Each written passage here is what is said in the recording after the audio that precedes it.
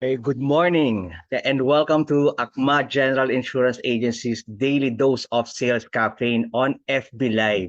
This learning session is brought to you by Akma Academy, where we share knowledge and skills development for professionals in the industry, our insurance industry. Today's topic is going to be creating a positive cash flow. I am JP Malonzo and I will be your trainer for today. Okay? So let me start this session by asking you. Okay, so kahit anong stage ka nandyan ngayon, okay, what age, ano ba ang definition mo ng financial freedom?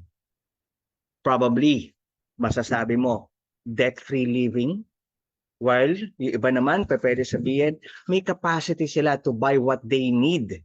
And all the while, na the same time, mga wants nila nabibili rin nila, enjoying their lifestyle, so to speak.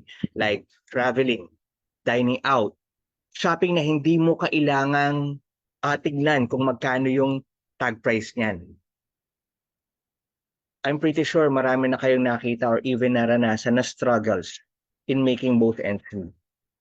So what happens is, if sakto lang or worse, kapos yung kinikita mo, yung pera na hawak mo or itinatabi mo, mind you, it will dictate the choices you will make. Think about it, ha? Okay, so ulitin ko. Whether you're single, you're married, have a growing family already, think about it. Okay? Alam ko, kayong mga nakikinig sa akin or watching this video right now are very much responsible people. Ibig sabihin, kung may hawak ka ngayon na cash, you are confronted with the dilemma na gusto ko mag-travel, kaso wag na lang, pang tuition na pa ng anak ko ito. Diba? Yung situation mo ang nagdidikta kung ano ang magiging choices mo. Magiging decision mo. So with that being said, now more than ever, kailangan mo talaga magsimula. Take that first step towards financial freedom. So ibig sabihin ba yan, you have enough income dapat? Yes, tama yun. Maganda, dapat may malaki-laking income ka. Okay? But may mga kasama pa yan. May mga elements pa yan that you need to have. Enough income plus savings and investments. Ang tanong, okay, tanong ko kayo ngayon ulit, gusto mo ba maging financially independent? Malamang ang sagot mo, resounding yes. And one way to achieve it is by creating a positive cash flow. So ano ba ang cash flow?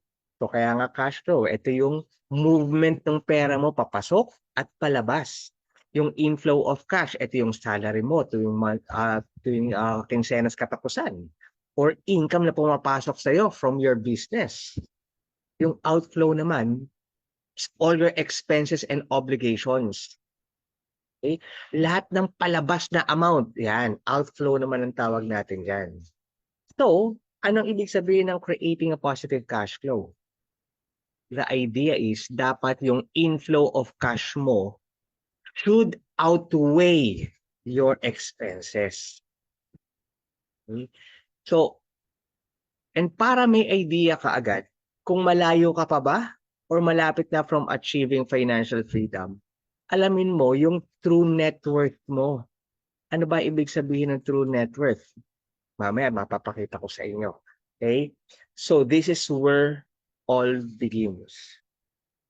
Where you stand financially. So, ladies and gentlemen, okay, know exactly where you stand financially to have a better view on how close you are or how far you are from being financially free. Okay? Malamang, tanongin kita ngayon. Okay? Magkano ba yung watch na suot-suot mo?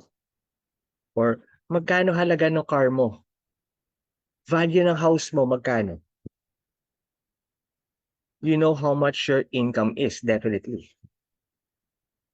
Or if I ask you, how much do you weigh? Nako, yung iba, malamang kukuha ka agad ng weighing scale. O yung iba naman talagang ayaw na lang sagutin. Okay? But, what if you as my listeners right now, I would ask you, how much are you really worth? How much are you worth? Most? Baka sa inyo, marami na hindi alam talaga kung paano sagutin yan. Okay, and that's perfectly fine. That's perfectly fine. I will help you on how to determine your net worth through a simple exercise. Okay? So, ang gagawin mo lang is para makita talaga yung net worth mo, ilista mo muna lahat ng pag-aari mo. Things that you own. Meron kang cash on hand, yung pera mo sa bangko, baka meron ka pa sa piggy bank mo. Okay? Sa wallet mo, sa ilalim ng unan mo, okay? Sa aparador, sa closet, ilista mo yan. Ilagay mo right beside it kung magkano yung amount na yan. Ano pa ang mga pag-aari mo? Yung stocks. Baka meron kang mga investments dyan. Yung bonds mo, yung house, yung car. Assets yan eh. So everything that you own, be as detailed as possible ha. Okay? So ikaw, para malaman mo where you stand financially muna. Okay? So ilista mo lahat kung magkano yung mga pag-aari mo. I-total mo yan. Then after that, ito na yung mga inflow ng cash mo, di ba? Pati yung income mo, ilagay mo na dyan. Okay? So, after mo ilista lahat yan, ilista mo naman lahat ng palabas na pera mo. Okay? List down all your liabilities. Yung credit card debts mo. Ayan. Yung car loan, amortization ng bahay mo, mga personal loans mo, lahat ng pwedeng palabas yung pera, ilista mo. Be as detailed as possible again. And then total mo yan.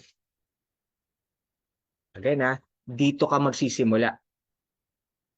Dito ka magsisimula. Para malaman mo, ba, ito pala ang financial standing ko talaga. Kaya nga tinatawag natin tong true measure of your wealth. Okay? Para malaman mo na kung ano ang sagot dyan, okay, kung ano talagang true measure of wealth mo, then i-less mo na, i-deduct mo yung lahat ng liabilities mo from your assets. Okay? That is your true net worth. Subtract the total amount of your liabilities from the total amount of your assets. If it's like ganito, okay? What if I sell all my assets, then use it, lahat ng pinagbentahan ko niyan, use it to pay all my debts and obligations. Magkano matitira sa'yo? Magkano yung sukli? Okay? Now, kung magkano man yan, that is your current financial situation. And uulitin ko, dito ka magsisimula para alam mo na kung anong sitwasyon mo at para malaman mo kung paano mo pupuntahan yung financial freedom. Para ka lang naman nagpag-grab niyan eh, di ba? Dapat meron kang point of origin, meron kang point of destination. Ito ang point of origin mo. And once natapos mo yung exercise na to, makikita mo, baka naman nasa positive net worth ka, congratulations. Congratulations. But meron sa inyo, okay, will find that they have a negative net worth. Don't worry. That's why we're here. Tutulungan ko kayo na be on the positive side again. Mas malinaw na ngayon, nakita mo na yan eh, mas malinaw na sa iyo ngayon that you really need to create a positive cash flow for yourself. So, paano nga ba yun? So, alam ko na kung anong meron ako. Okay? So, paano ko i-create yung positive cash flow na yan? Well, you could start through saving. Pag-ipon. Akala lang natin, no? Akala ninyo, nung mas bata pa tayo, lagi lang tayo sinasabihan na mas matatanda sa atin, oh, mag-ipon ka, mag-impok ka. Pero until now, it's not even a cliche. Hindi natin matatawag na cliche because this is very important. The reason being, sa lahat sa inyo nakikinig niyan, this is gonna be part of your true measure of wealth. Isipin mo to ha. Isipin nyo. What if, for some reason, you are unable to work anymore starting today. Imagine that. Paint a picture in your mind. Ngayon pa lang, hindi ka na makapagtrabaho. So ano, what does that entail? Ibig sabihin, wala kang source of income. Imagine mo ba? Iniisip mo ba? Now, the question is, how long will you survive financially? Worry-free? Gaano katagal? Talaga? Worry-free ka? Or would you start selling what you have just to sustain your day-to-day expenses? Okay, ini-imagine mo ba? So, hindi ka makapagtrabaho, ano mangyayari sa'yo? So, the key to your financial success lies with savings. Ano ba kasi ang ibig sabihin ng savings? Savings is a delayed gratification. Delayed gratification. I will save my money now and earn some interest on it so I can have a better financial standing in the future. Okay?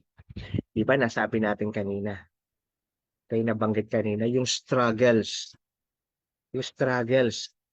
towards financial freedom. Sige, next time na lang na lang kami magta-travel ng family. Next time na lang kami mag-vacation. Next time ko na lang bibilhin yung gusto ko.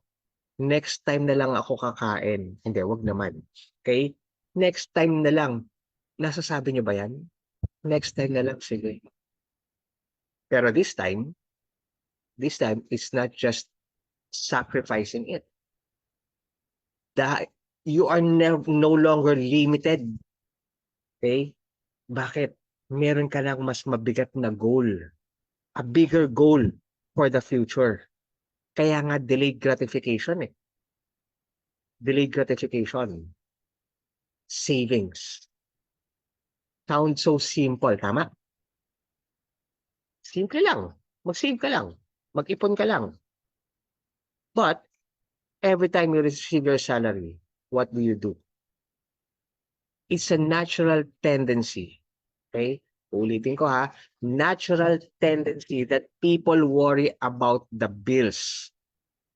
Loan repayments. Kaya lang, some, baka naman sa inyo. Okay?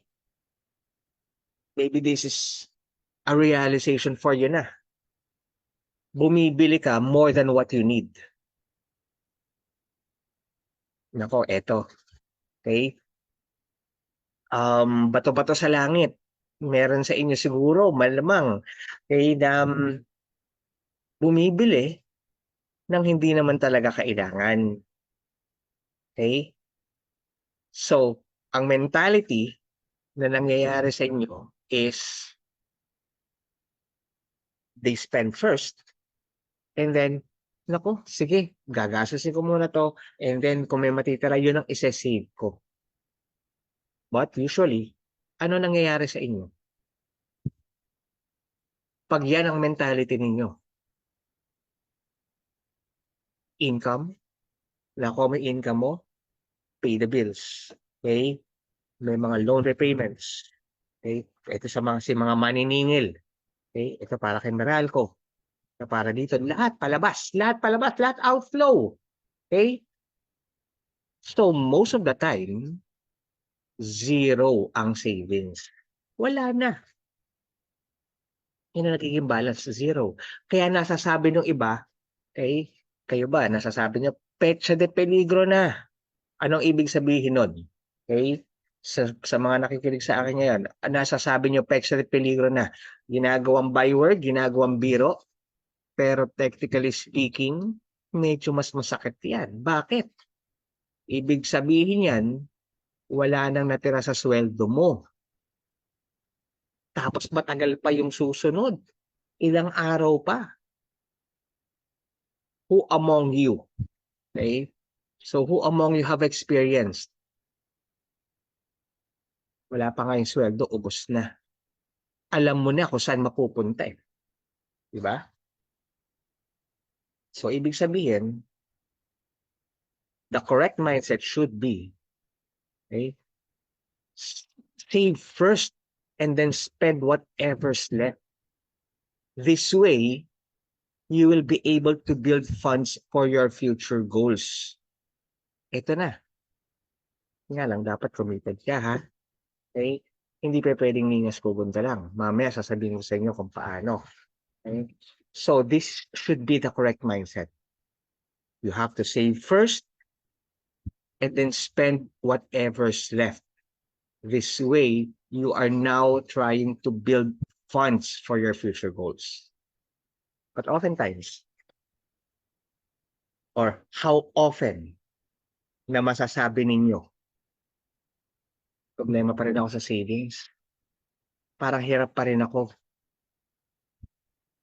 So baka hindi nyo lang naiisip, you had no chance of contemplating on this. Okay, ito ang mga reasons kung bakit talaga nagkakaroon ng struggles pagka nagsasave kayo. First, bahala na si Batman. Leaving things to fate. Bahala na si Batman. Sige na. May pangangailangan ako eh. That's it. Hindi mo alam talaga. Okay? Kaya nga bahala na. Next is, wala ka talagang actual blueprint on savings. Baka naman wala ka talagang idea kung paano. Paano ba talaga mag-save? Saan ko ilalagay? Magkano? So you don't have an idea, wala kang blueprint tuloy. Yung iba naman, baka masasabi ninyo, JP, paano naman ako makakapag-ipon? Baon na ako sa utang. Pagkatanggat-tanggat yung tao, mas malalim, mas mataas pa yung utang ko kaysa sa akin. Buried in debt. Mahirap. Ang hirap. Okay? Nasasabi niyo rin ba yan? Yung iba naman, naku, huli na ang lahat para sa akin. Too late. How many of you ang para nag-give up na? Hindi ko na kayang mag-save. Medyo matanda na ako. Too late na for me. Baon na ako eh. Yung iba naman, masasabi, oh, wala man lang silang 2 pennies to rub together. Sa inyo, ano ang reason mo bakit ka nahihirapan mag-save dito? Kulang kasi talaga eh. Kulang. Well, this is an important resource. Okay? Pero, we need to be committed. We need to stay focused. Alam mo na kung ano makakapag-defocus sa'yo. Ito yung mga struggles. Leaving things to fate, simply not knowing how to save, being buried in debt, thinking that it's too late to save, too late for them to save, not having enough money to save. Defocusing point mo yan. Now, ang nangyayari, kaya lalo kang hindi makamove on, nagkakaroon ng analysis paralysis. Sobrang pag-iisip mo ng problema itself, nakakalimutan mo mag-isip ng solusyon.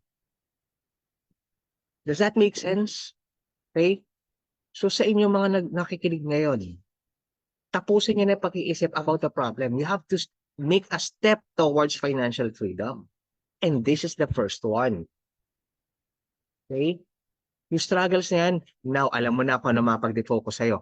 Ito, to help you focus even more. Okay? Saving tips to keep in mind. Number 1, kung ano man yung pag-iipon mo, tawagin natin itong savings regime. Okay?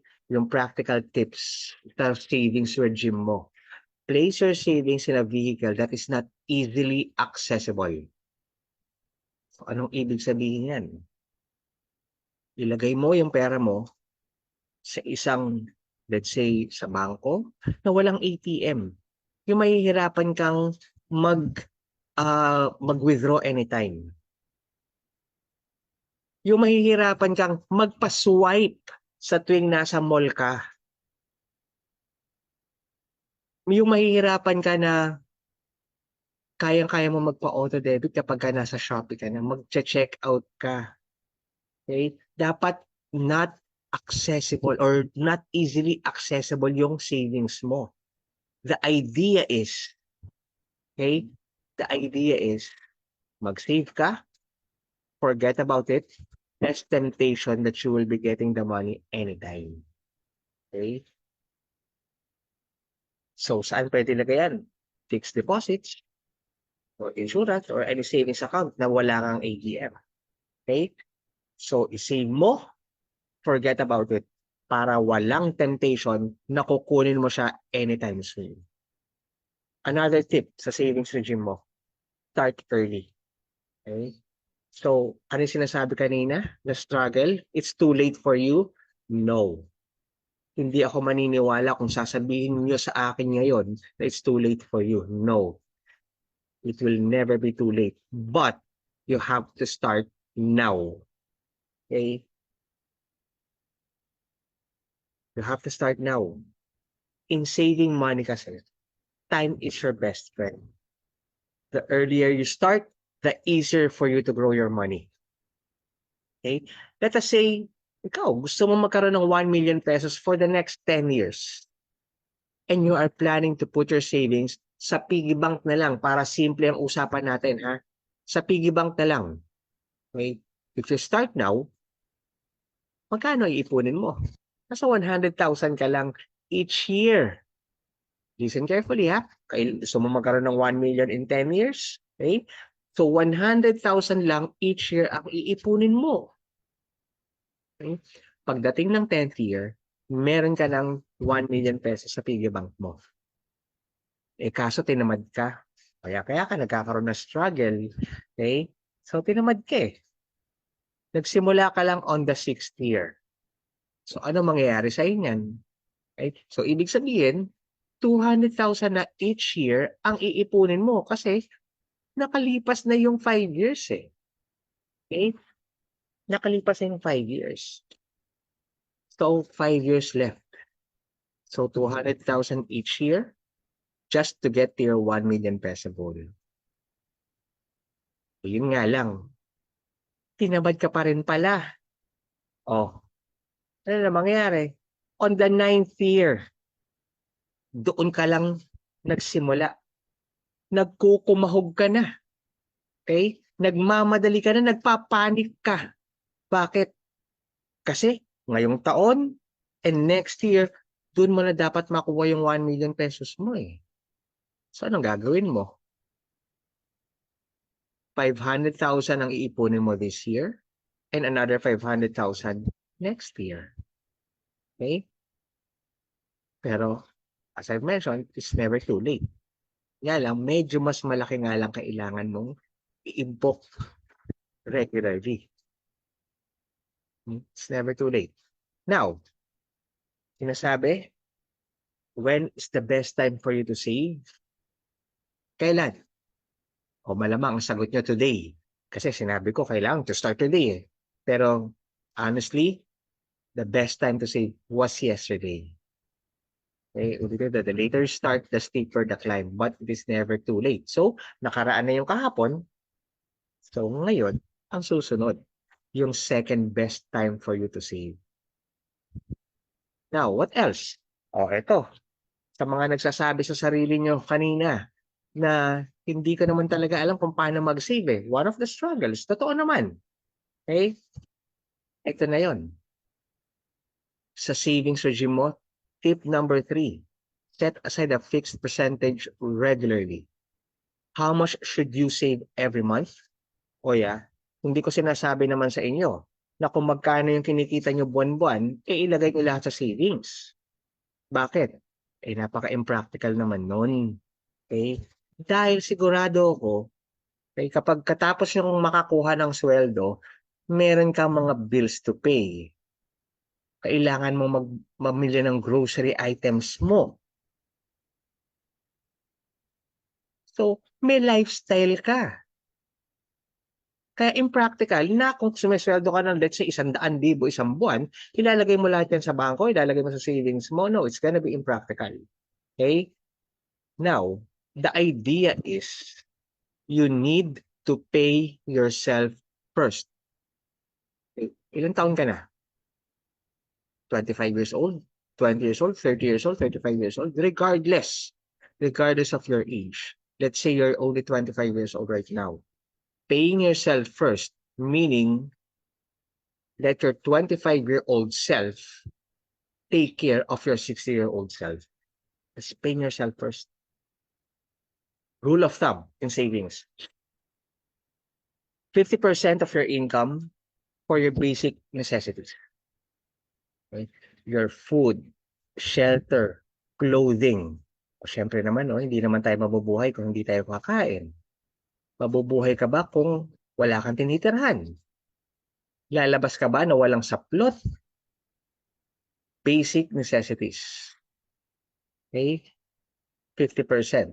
Kung kumikita ka ng 100,000, yung 50,000 na yan, ilagay mo sa basic necessities mo. Pwede may pantustos ka na. Okay? Pero syempre, hindi lang naman dyan natatapos yan. What I'm trying to say to you right now, nagtatrabaho ka hindi lang para magbayad ng bills. Enjoy mo rin naman yung current lifestyle mo. Okay? 30% nung kinikita mo buwan-buwan, ilagay mo sa mga nice to haves. Mag-shopping ka, okay? Manood ng sine, travel, vacation, anything that would make you happy. Okay? 30%. But, ang hindi natin dapat kinakalimutan is yung 20% savings mo. Okay? Alam mo na kung anong future goal mo financially. Okay? Gusto mo magkaroon ng financial freedom. Kaya nga dapat natututo ka how to create a positive cash flow. Ito na yun. Yung 20% na yan, na isa-save mo buwan-buwan, okay, would help you create that positive cash flow. Pangtustos mo na sa future financial goals mo. Or let's call it financial milestone. Kasi I'm sure sa inyong mga nakikinig, marami pa kayong mga stages sa buhay na pagdadaanan. So, ibig sabihin, yung 20% na tatabi mo buwan-buwan, pwede mo gamitin yan sa mga parating na milestone sa iyo. Bibili ka ng panibagong kotse, first car mo, or mag-aasawa ka na, or magkakaroon ka ng anak, magre-retire. So, regardless, di ba? Yung 20% na ilaan mo na kung ano man yung parating mong financial milestone. And you know what? Ang kinaganda nito, of course, as I mentioned, this is just a rule of thumb. Hindi naman ako maluhong tao eh. Babaan ko kaya yung 30% na na-start. So, gagawin ko 20%. Pwede. Bakit hindi? And then decide. Saan mo ilalagay yung extra 10%? Sa basic needs mo or sa savings? Tama? Okay? So, nasa sa'yo yan. It's just a rule of thumb. Okay? Now, the beauty of having this kind of savings regime is may advantage ka of building the emergency fund as well. Ano ba yung emergency fund? Nako, sino sa inyo ngayon nag-iisip na sa napakainit, grabe, magboborakay ka ba? Balak mo magtagaytay? Punta ng Baguio, magbabakasyon? Mag-travel abroad? Emergency ba yon? No, it's not an emergency. Ang emergency fund, for example, bigla lumipad yung bubong mo. Pumutok yung gulong mo. Okay? So, any financial emergency talaga. The idea is, yung 20% na sinesave mo, posible, magagawa mo rin tong emergency fund mo. And, as a rule, you need to have at least 6 months worth of your salary readily available. Ulitin ko, readily available. In case, for example, yun nga, lumipad yung bubong mo, butok yung gulong, or better yet, sino ang nakakapag-isip at times sa inyo? What if bigla akong mawalan ng trabaho? Imagine yourself, nawalan ka ng trabaho ngayon.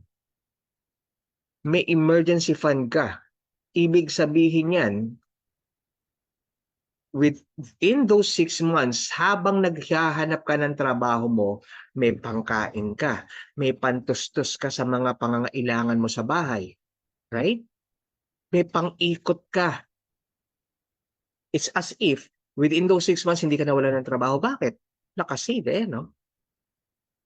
And I'm pretty sure naman within those 6 months makakakuha ka ng replacement na ng lost income mo.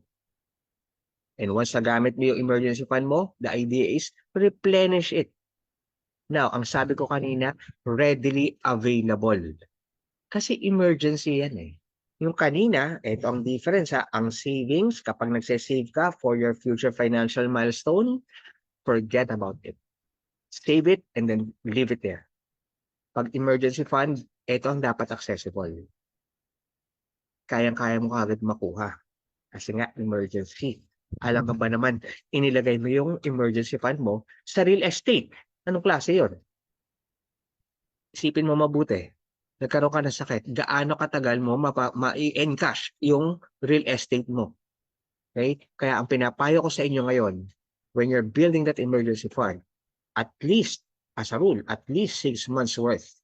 Okay? And readily available. Now, aside from the emergency fund, as I mentioned kanina, pag nagkakaroon ka ng magandang savings regime, it helps you accumulate funds for your future financial goals. Para saan? Posible sa health mo, health funding need, retirement mo, education ng anak mo. Kaya nga sinasabi ko sa inyo kanina, regardless kung ano man stage you're in right now.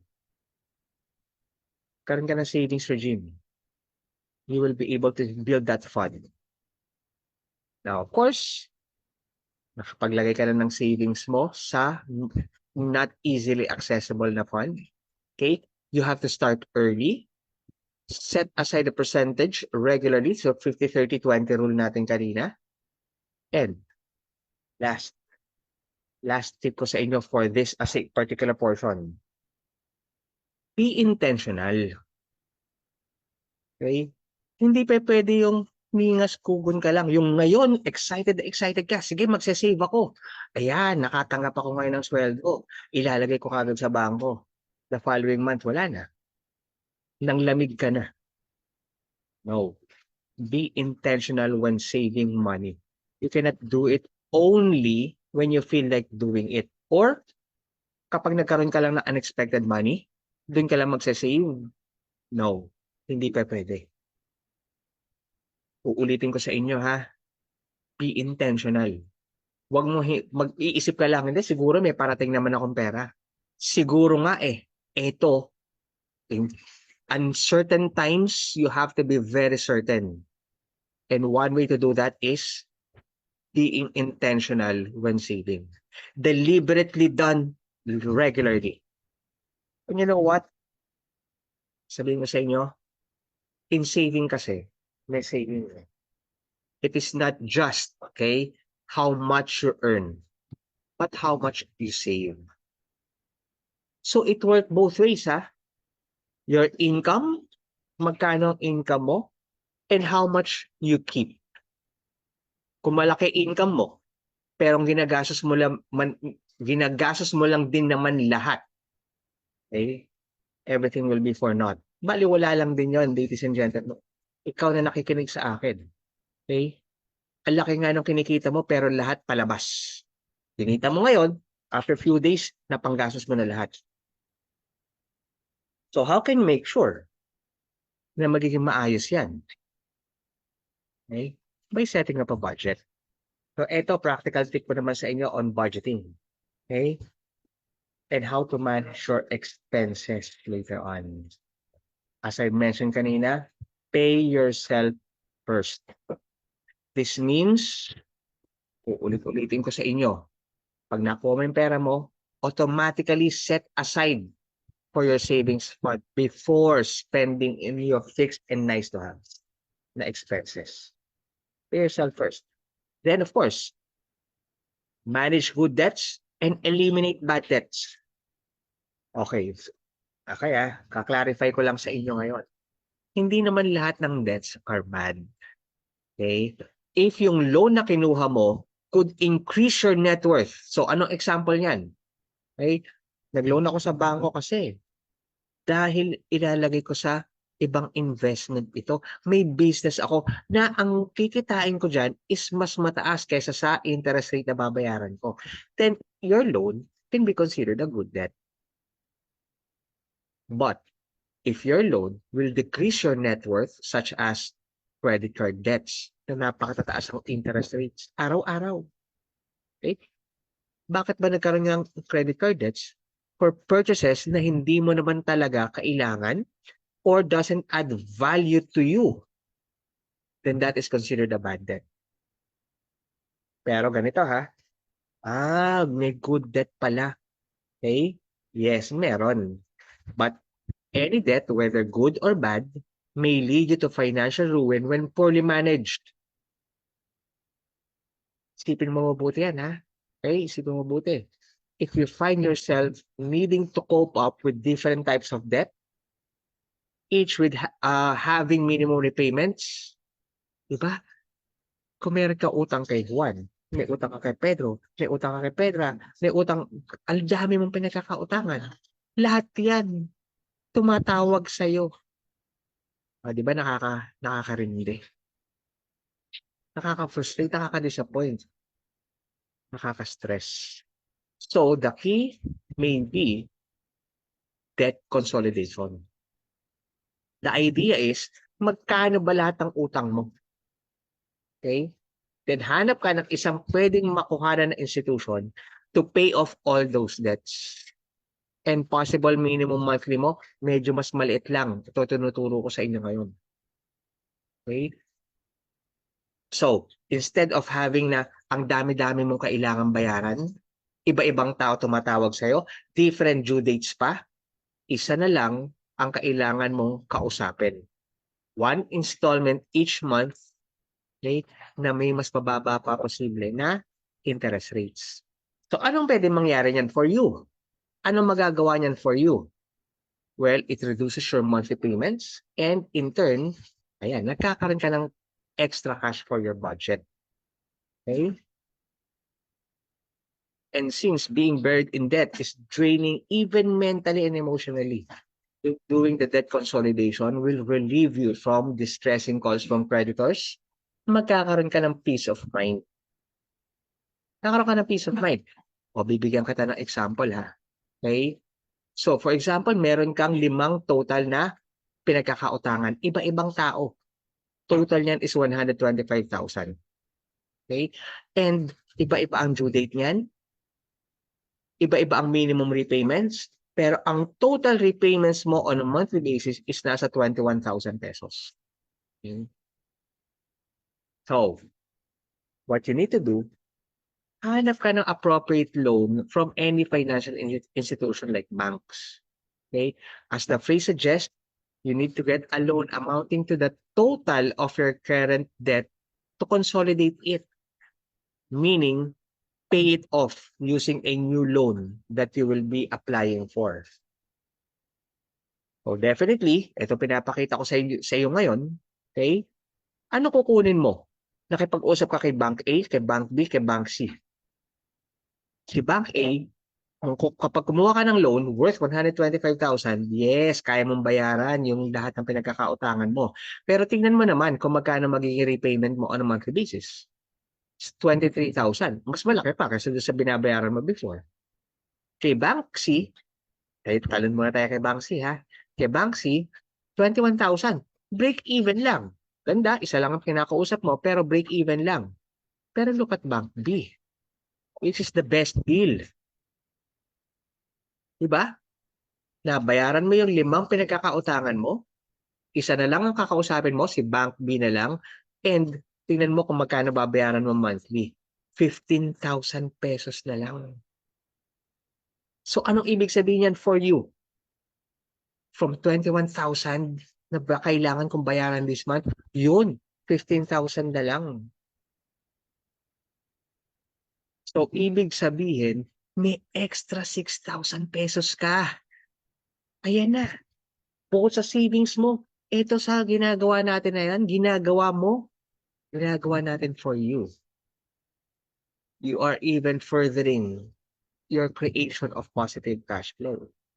It is significantly lower kasi compared with what you were paying before. So by doing debt consolidation, you are now paying only for one loan, and at the same time, you have another positive cash flow to be included on your budget. Oh, saan mo ngayon pagagamitan yan? Either sa 50% or doon sa savings mo. Diba? Mas nagiging positive na yung cash flow mo because of that. Then of course, isa pa sa mga budgeting tips for you. Prioritize your needs over your wants. To be clear, okay? Alam ko, iba-ibang age ang nakikinig sa akin ngayon. It is not one size fits all. Determining if an item is a need or want depends on whether or not they add value to you. Okay, so sige. I want you to imagine yourself. Ayan, ako napapa-imagine, nawala yung cellphone mo or nasira. Naku, kailangan ko sa trabaho yan. Kailangan ko sa school yan. Anong bibilin mo? It's either latest latest iPhone or Huawei. I don't get me wrong ha. Okay, sa mga nakikinig, I'm not downplaying Huawei. I'm just trying to make a point. Okay? If yung Huawei, which is more affordable, way more affordable than the latest iPhone mo na iniisip, okay? Kapag kung yung Huawei na yon could make you productive, then buying an iPhone can be considered just a want. Kaya nga, prioritize your needs over wants. Dito na naman papasok, delayed gratification. Once ma-achieve ko na to, yung financial freedom, ayan na. Dinelay ko na yung gratification. Eto, nandito na sa financial freedom, I can now buy kung ano talaga gusto ko. Does that make sense sa iyo? Okay? Paghirapan mo muna ngayon.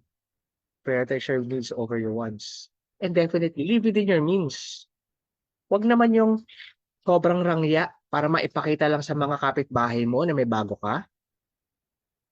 Maipakita sa mga kasamaan mo sa opisina na magaganda damit mo. Okay? Maipakita na napakaganda ng watch mo. Na nagta-travel ka. No. Live within your means. Only buy items that you can afford. Okay? So, kailangan din talaga. Okay? So, maging committed. Set a budget and stick to it. Create a monthly budget and set limits as to how much you can spend for each expense item such as food, transportation mo, wifi mo, mga utilities. Sige, include natin yung Spotify mo. Okay? Ang tip ko sa iyo, sa inyo na mga nakikinig sa akin, write it down. When you write a budget, makikita mo agad kung magkano gastos mo. Makikita mo. And of course, stick with it. Kung nakita mo, ang grocery items ko worth 20,000 pesos discount off, huwag ka lalagpas dyan. Huwag ka lalagpas. Don't overspend. Yaan lang. Kung 20,000, 20,000. The reason being is, you have to be wise in spending your hard-earned money. Okay? So, alam mo na kung magkano man ang income mo or yung inflow ng cash mo. May savings regime ka na, which includes budgeting. Next is alamin mo naman kung magkano na yung outflow mo, cash outflow. Determine if your cash inflow outweighs your expenses. And to do that, let me introduce to you, okay, the ACMA Piso Expense. You categorize your expense. PISO. Okay, Piso Expense. Piso, expense, meaning P is for priorities. Basic necessities mo in life. Things that you cannot live without, like food, shelter, and clothing. Indispensable expenses are necessary expenses like tuition fees for your kids, your utilities, your insurance premiums. Okay? So, ito, you can connect it na. Yung 50% ko pala, ito yung mga pangangailangan ko, dyan ko pwedeng ilagay. At yung 30%, pwede ko ilagay sa nice to haves ko or side interests para ma-enjoy mo naman yung lifestyle mo, like buying bags, shoes, even movie hopping.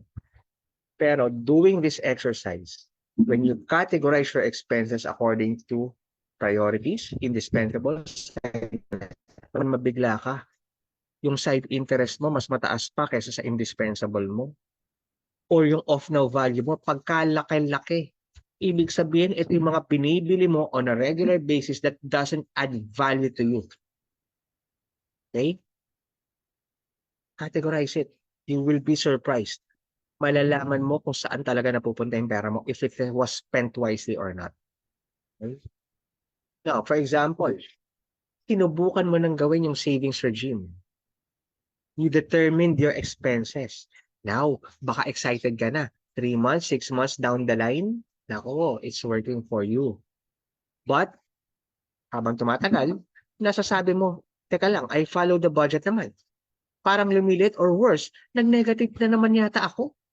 Bakit kaya? First, baka hindi kasi lumalaki yung sweldo mo pa. One solution is to create a second source of income. And another reason, tumataas kasi yung bilihin eh. Term ng masa. Okay? Para mas maintindihan natin, tumataas ang bilihin. In short, the very infamous word, inflation. Tandaan mo, yung sinesave mo, may power kasi ang pera natin. May power. Purchasing power. Okay? Purchasing power. Ito yung the amount of money you use will be the same value of the items that you purchase. That is how you actually create wealth, by acquiring those assets. But the value is normally affected by an invisible force. Okay? The value of money is being decreased over time. So, dahil sa inflation na yan, malamang, kung sinasabi ko inflation, baka naman nag-iinit na kagad ulo nyo, ha? Kasi ang taas na naman inflation niya. At taas na naman bilihin ngayon. O sino ba ang galing sa inyo sa grocery? Okay, so napapansin ninyo, no? Na talagang taas ng bilihin. Or sino lang yung kakapakarga ng gasolina? Naku, grabe, ang taas na naman ngayon. Okay? Pero bakit nga ba may inflation? We have to understand how it works. Okay? So dapat alam mo yan. Actually, inflation happens. When inflation happens, it is a good indication that there is growth in the economy. Nag-expand ang business. Okay? Mag-expand ang business. Anong kailangan nila? Capital. So ano gagawin ng business owner? Mangungutang sa bangko. Bakit malakas ang loob mangutang sa bangko? Kasi maliit lang ang interest rate na babayaran nila, borrowing rate. Maliit lang. So kaya nilang mangutang ng malaki. And dahil dyan, nakapagpatayo sila ng bagong ng building for their business. At dahil ang ganda-ganda ng building mo, okay, ikaw mismo, may bago kang building. Siyempre, marami kang kailangan bagong empleyado. Biruin mo, nakatulong ka sa ekonomiya. You created employment. At dahil maraming nagtatrabaho ngayon, dahil sa'yo, maraming sumesweldo. At dahil maraming sumesweldo, anong ginagawa? Ang liit naman pala ng interest rate sa bangko. Kayo ba, nag-iipok pa kayo sa bangko? Okay? Bakit kung minsan nadi-discourage ka? Kasi ang liit ang interest rate eh. So, enjoy ko na lang itong pera ko. Enjoy ko na ngayon, gastusin ko na lang. Or I'm gonna make big ticket purchases. Bibili ko ng condo, bibili ko ng kotse. Bakit? Maliit lang pag nag-save ako. Kahit kung mangutang naman ako ng housing loan or car loan, maliit lang babayaran ko interest. So, maraming pera in circulation. Nagsha-shopping pa yan. Nagmo-movie hopping. So, since maraming demand, it's just law of supply and demand, ladies and gentlemen. Kung ikaw man to, bili ka ng bili. Ang laki ng demand mo. So, anong gagawin ng tinderang pinagbibilhan mo? Tataasan ko nga itong presyo. Sobrang laki na ng demand eh. Okay? And ladies and gentlemen, diyan nangyayari ang inflation. Regardless of what generation you belong to. Okay? Ito, mapapakita ko sa inyo. 1990s, let's say 15 pesos. Less than 20 pesos ang isang kilong bigas. Noong year 2000, okay, mas tumaas na. 25, 30, ngayon magkano na? 50, 60, okay? So, ibig sabihin, totoo ang inflation. Maganda ang ekonomiya, pag may inflation pero it needs to be controlled. So para ma-discourage ang mga tao na mangutang at para ma-encourage to save, ang gagawin ng Bangko Sentral ng Pilipinas is magtataas sila ng interest rates. So ikaw man to, okay? Pag nangutang sa bangko, ang laki ng interest rate na babayaran ko, yung borrowing rate kasi laki. So hindi naman na mangutang. Or, ang gagawin mo naman, imbis na ipaggastusin ko to, ilalagay ko sa bangko, grabe, ang laki-laki ng interest rates. Okay? So, kayo, okay? You are, all of us are consumers here. Okay? So, sino dito ang mga magulang na? What if, isipin mo, meron ka ngayon 150,000, ipunin mo na yan. Ilagay mo lang. Ilagay mo lang sa ilalim ng unan mo. Okay? Meron ka lang na itatabi, wow, kampante ko, meron ako 150,000 para sa anak ko, sa tuition fee na anak ko next year. Kaso next year pa yan eh. What if biglang tumaas yung tuition? Naging 162,000 na. Eh, ang budget mo, 150,000 lang. See, because of the inflation, ang nangyari, may shortfall ka. Or, kung magre-retire ka, pag nag-retire ka, ang annual expense mo actually is 600,000. Ang budget mo, yes, may 600,000 ka. So, ibig sabihin, pag nag-retire ka ngayon, meron kang same lifestyle. Kung ngayon ka magre-retire. Eh kaso, ang retirement mo, 15 years from now pa. Because of inflation, let's say 4% inflation rate na lang. Kung 600,000 mo, dapat 1.08 million na yan. Eh kaso, you did not keep up with the changing times. 600,000 pa lang din na inipan mo. So imagine that. Kapag nag-retire ka na by that time, declined ang lifestyle. Meron kang shortfall. So anong dapat mong gawin? Okay? Invest ka. Invest ka rin. Invest to earn interest. Iba pa yung savings, ngayon meron tayong investments. Invest a certain amount as a certain interest rate for X number of years. Okay? So, pag nag-i-invest tayo, we're actually taking advantage of compounding interest. Ibig sabihin, nagpapatong-patong dapat yung interest mo. Okay? So, ito isang investment concept na ituturo ko sa iyo ngayon. Okay? So, imagine this. Naglagay ka ng savings mo, 10,000 pesos, simple interest ang ginamit mo. Every year for the next 10 years, 500,000 ay 500 pesos ang 500 pesos kinikita mo year in, year out. But, if you took advantage of the power of compounding, 10,000 lang ang nilagay mo. Every year, kumikita ng interest yung principal amount. And on top of that, kung magkano man yung interest mo that you earned last year, would still earn interest this year. So comparing the two, sa simple interest, kumita ka ng 5,000. Sa power compounding, 6,288. Para ba kayong niloloko? 1,000 lang naman pala yung diferensya. Eh, ilang taon ka ba ngayon? At kailan mo kakailanganin yung pera? Do the math. What if 30 years old ka lang kaya kakailanganin mo yan 30 years from now? You do the math. Okay? So, bigyan kita ng example here, no? Okay, so, ibig sabihin nito, okay, 5,000 lang ngayon, magkano in the future? Okay? At 5%. So, tingnan mo. Yung beginning balance mo na 5,000, kumita ng 250 pesos. Okay, so ending balance is 5,250. So, yan ang magiging beginning balance mo next year. At yan ang magiging basis for your interest that year. So, pataas ng pataas, patong ng patong. Okay? So, ayan, bibigyan po tayo ng isa pang example para mas malinawan mo, mas ma-appreciate mo kung gaano kaganda magkaroon ng ganitong klaseng compounding interest.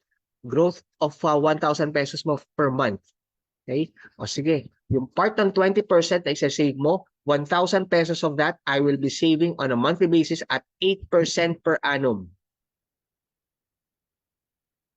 Ito, yung kulay blue na yan, blue or green, o kung ano man ang kulay na yan, after 40 years, Kung 20 years old ka lang ngayon, after 40 years, it's 35 million pesos. That's the power of compounding. Now, sinasabi ko kanina, the earlier you start, the better. Okay? I'm not saying na it's too late for you. 50 years old, ayan no, pwede mo pa rin gawin. 5,430 pesos per month at 8%. Okay? So, kung age 40 ka, 1,686. Pero biriin mo, no?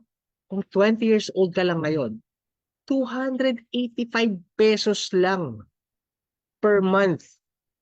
Meron ka ng 1 million pesos by age 60 if hahanap ka ng 8% interest rate. Okay? Now, syempre, people tend to invest their money so they can grow it over time. Okay? So, gusto kong lumago yung pera ko eh. That's the reason why I invest. Ikaw, anong reason mo pa pag-i-invest? Okay? Marami kang pwedeng dahilan. Pwedeng ipang-business mo yan, pang-education anak mo, pwedeng for-retirement mo. Pero generally speaking, dahil kaya nag-i-invest ka para doon sa mga bagay na yan, kasi you are growing your money. Okay? For your future milestones. But there will always be risk involved in investments. Okay? The lower the risk, the lower the return. The higher the risk, the higher the return. So, ibig sabihin, ano ba naman niya itinuturo mo sa amin, JP? Pag nag-save ka, pwedeng kainin ng inflation. May risk. Kapag naman nag-invest ka, meron pa ring risk. So, anong dapat mong gawin? What should you do? Well, uulitin ko, whatever stage you're in right now, you have to do both. Do both. Saving and investing. Saving kasi you're preserving your capital. Kung magkano meron ka ngayon, pinipreserve mo yan. Bakit? Kasi kakailanganin mo yan in the future. Kaya nga, near future. Kaya nga, you have to keep it intact as much as possible with very minimal risk. Okay? Dahil, kapag kailangan mo na, maybe 2 years, 3 years, 5 years, it should be readily available. Kaya nga, saving is important. Kasama dyan babalikan natin. Sinabi ko kanina, emergency fund. Okay?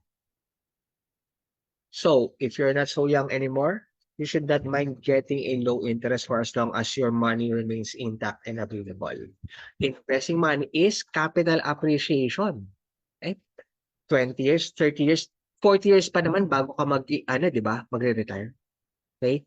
Or 20 years pa, 15 years, 12 years from now pa bago mag-college yung anak mo. Pwede ko mag-invest. Capital appreciation. I will grow my money for my future milestones. It preserves the value. The idea is, mag-invest ka saan mas mataas yung magiging growth mo compared with the inflation. And kayang-kaya mo i-take advantage yung power of compounding. Okay? So, saan mo ilalagay yung investments mo? Okay? For your short-term goals, I recommend ilagay yan sa bond funds. Yung conservative lang. Okay? So, medyo magiging technical. Basta yung sa, in short, para hindi kayo masyadong malito, doon sa medyo mababa lang yung risk. Hindi nga ganun kataas yung what they call this, yung interest mo, yung kikitain mo, pero hindi ka naman kinakabahan na anytime baka biglang mawala yung pera mo. Okay? Example, 4% lang ang pwedeng kitain. So, the lower the risk, the lower the return. Diba? Eto medyo safe pala pera ko dito. Sige, eto na yung ilalagay ko kasi kailangan ko tong pera na to anytime soon, maybe less than 5 years. Okay? But kung medyo mahaba-haba naman yung time frame mo, okay? But not ganun kahaba. Okay? So, medium term lang, medium term goals mo, pwede doon ka lang sa moderate. Malamang, pwede 8% return. Anong ibig sabihin yan? Okay? Medyo reasonable ang pwede mong kitain. And syempre, kaakibat niyan, reasonable din naman ang risk para sa'yo. Okay? Pero, pwede naman kung long term ang goals mo. For example, 25 years old ka ngayon. At kailangan mo, ang financial milestone na pinaghahandaan mo is retirement. haba pa bago ka magre-retire, 'di ba? Okay, so anong pupuwede mong gawin? Ilagay mo kung saan magiging aggressive yung pera mo, yung kikitain ng pera mo, maybe 12% or even higher. So, mag-a-accumulate kaagad yung funds. Anyway, mahaba pa yung investment horizon kung tawagin, okey? Bakit? Bakit pupuwede natin ilagay diyan? Kasi anytime 'pag bumagsak yung market, marami ka pang time para makabawi. May time ka pa. Long term naman, eh, okey? Long term naman. Hmm. So, your income, regardless how much that is, okey? Hindi natin puwedeng pagyabang, okey? Kasi laki ng kinikita ko. Ano sabi kanina, it is not just how much you earn, but how much you keep. Regardless of how much your income is, you have to make sure meron kang mase-save and meron ka rin mai-invest to make your money work for you. Yun si Warren Buffett ang nagsabi, 'di ba? If you won't make your money work for you, then you will always work hard for money. So making saving and investing a way of life. This way, you can really create a positive cash flow for yourself. And that's the first step in achieving financial freedom. So ladies and gentlemen, thank you for joining Akma Insurance Agency FB Live.